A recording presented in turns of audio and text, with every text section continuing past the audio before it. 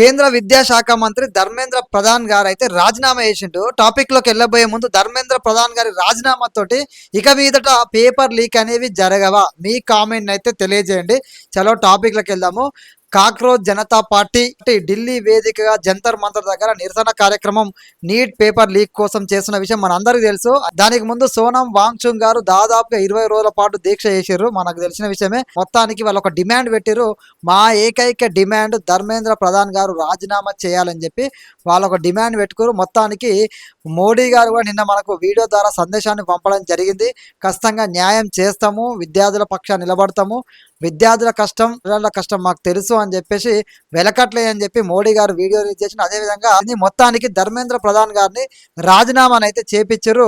మరి కాక్రోజులు కూడా సంతోషాన్ని వ్యక్తం చేస్తున్నారు. కాక్రోజ్ జనతా పార్టీకి సంబంధించిన వాళ్ళు ఈ అభిజిత్ గిట్లనైతే ధర్మేంద్ర ప్రధాన్ గారు రాజీనామా చేసిండు, మేము అనుకున్న లక్ష్యం అయితే నెరవేరింది, ఇది తొలి అడుగు, ప్రక్షాళన ముందు ముందు ఉంటుంది అని చెప్పేసి ఆయన అయితే మాట్లాడడం జరిగింది. అదేవిధంగా ఇది మొదటి వికెట్ అని చెప్పేసి ఏదైతే కేంద్ర ధర్మేంద్ర ప్రధాన్ గారి గురించి అయితే మాట్లాడుతాడు. మొదటి వికెట్ అట. మరి ఇక వాళ్ళ లక్ష్యం ఏందనేది మనం చూడాలి. మరి అయితే ధర్మేంద్ర ప్రధాన్ గారు రాజీనామా చేస్తూ కొన్ని అంశాలను ఆయన ప్రస్తావించిండు.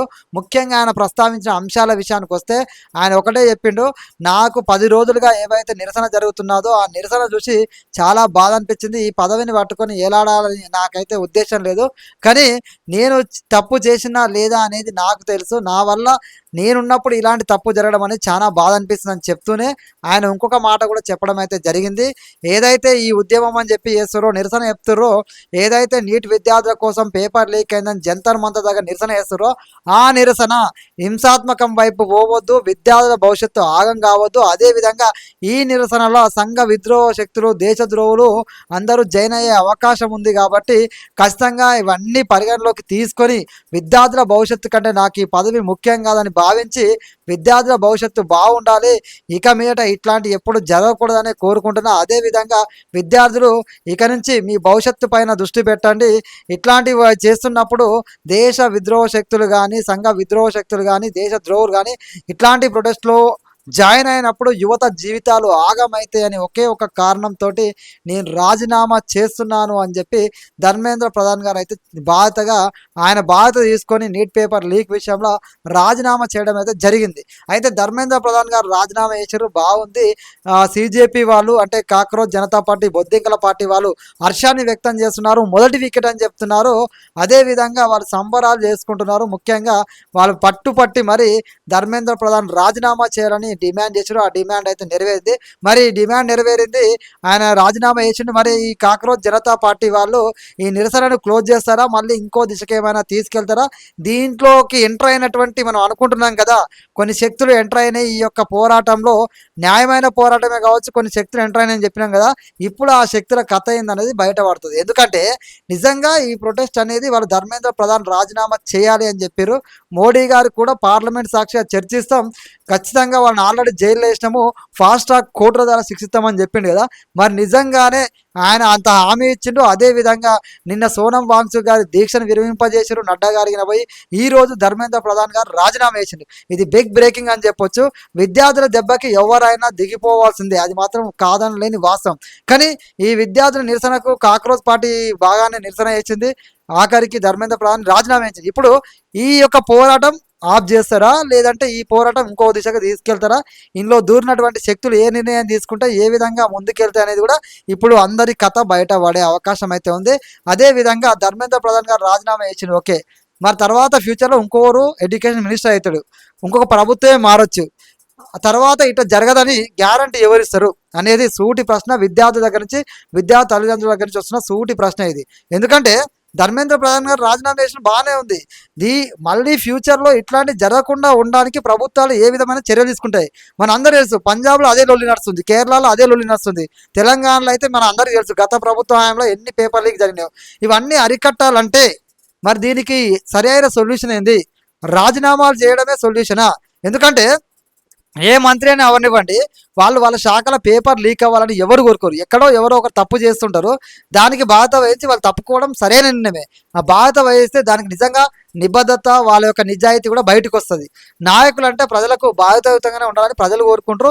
ధర్మేంద్ర ప్రధాన్ గారు రాజీనామాను కూడా ప్రతి ఒక్కరం స్వాగతిస్తున్నాం. కానీ తర్వాత ఇంకెవరైనా మంత్రి వస్తే ఇట్లా జరగదని గ్యారంటీ ఏముంది? తర్వాత ఇట్లా జరగకుండా ఉండడానికి ఏం చర్యలు తీసుకుంటారు?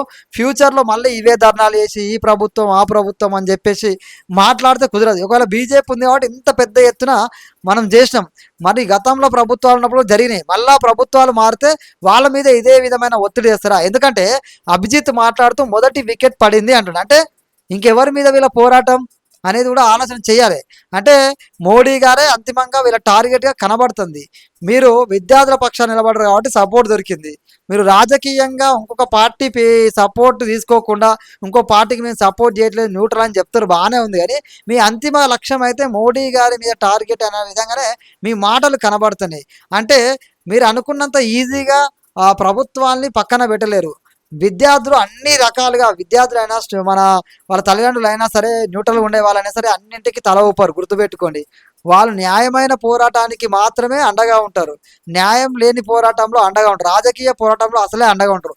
రాజకీయంగా వాళ్ళ ఓట్ల ద్వారా ఎవరు దేశానికి అవసరమో వాళ్ళనే ఎంచుకుంటారు. 3 సార్లు మోడీని ఎంచుకోవడానికి కారణం కూడా ఈ యొక్క దేశానికి మోడీ గారు అయితేనే భద్రంగా ఉంటుంది దేశం. మోడీ గారు అయితేనే దేశ పేరు ప్రపంచ దేశాలలో మారుమోతనే ఉద్దేశంతో మోడీ గారి వల్ల మన దేశ కీర్తి ఏ విధంగా రెట్టింపైందో ప్రతి ఒక్కరు తెలుసు.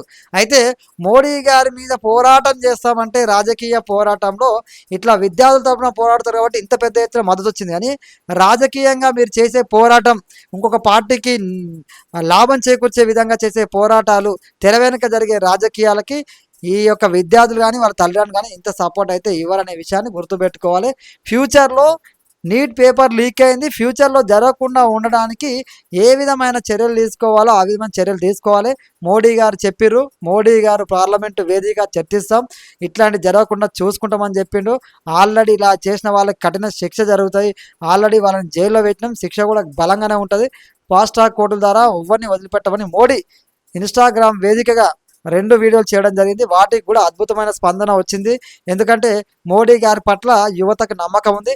ఈ కాక్రోజ్ మీటింగ్లో మరి ఎవరెవరు తిరిగారు, అందరూ నీటి విద్యార్థులు అంటే మ్యాక్సిమంగా నీటి విద్యార్థులు అయితే లేరు. కానీ మొత్తానికి నీటి విద్యార్థులకు న్యాయం చేయాలనే డిమాండ్ ఏదైతే ఉందో అది న్యాయమైన డిమాండ్ కాబట్టి అందరూ అండగా ఫ్యూచర్లో మరి ఇంకెలాంటి ప్రొటెస్ట్ చేస్తారు, ఏ విధంగా తీసుకెళ్తారు, ఈ ప్రొటెస్ట్ ఇంతతోడే అయిపోద్దా? దీనిలో దూరినటువంటి సంఘ విద్రోహ శక్తులు ఈ యొక్క ప్రొటెస్ట్ అయిపోయింది, ధర్మేంద్ర ప్రధాన్ రాజీనామా చేసిండు, అంతా అయిపోయింది అనుకుంటారు. మరి దీన్ని ఇంకొక వైపు తీసుకెళ్తారా, మరి ఏ విధంగా దీన్ని స్టాప్ చేస్తారా చూడాలి. ఏ విధమైన ధోరణి జరుగుతుంది ముందు దీంట్లో మరి అసలు దొంగలు బయటకు వస్తారా లేదా కూడా తెలుస్తుంది. సో మొత్తానికి విద్యార్థులు తలుచుకుంటే ఎవరైనా ఎంత పెద్ద కుర్చీ అయినా కదులుతడానికి ఈ కాక్రోజ్ జనతా పార్టీ విద్యార్థుల తరపున నిరసన తెలియజేసింది కదా. ఆ విద్యార్థులు నిలబడ్డటువంటి, ఆ తల్లిదండ్రులు నిలబడ్డటువంటి కృషి వల్ల ఈరోజు ధర్మేంద్ర ప్రధాన్ గారు రాజీనామా చేసిండు అనే విషయం మన అందరికీ అర్థమైంది. ఫ్యూచర్లో యువతతోటి విద్యార్థులకి పోతే ఎవరైనా కుప్ప కూలాల్సిందే. గతంలో తెలంగాణలో ఏదైతే పేపర్ లీకేజ్ జరిగినాయి, విద్యార్థులకు సరైన ఉద్యోగాలు ఇవ్వలేదు, ప్రవళిక చెల్లిని మర్చిపోయారు, అన్ని కారణాల వల్ల ఇక్కడ బీఆర్ఎస్ కూడా కుప్పగూలిపోయింది. అంటే విద్యార్థుల పవర్ ఎట్లుంటుంది అంటే అంత బలంగా ఉంటుంది. విద్యార్థుల జోలికి, నిరుద్యోగుల జోలికి వెళితే వీళ్ళు లైట్ తీసుకోవచ్చు, కానీ దాని ప్రభావం అనేది ఎన్నికల రూపంలో గద్దె దింపేదాకా వదలదనే విషయాన్ని గుర్తుపెట్టుకోవాలి. మీ అభిప్రాయాన్ని కూడా కామెంట్లో అయితే తెలియజేయండి. జై హింద్, జై భారత్, జై తెలంగాణ.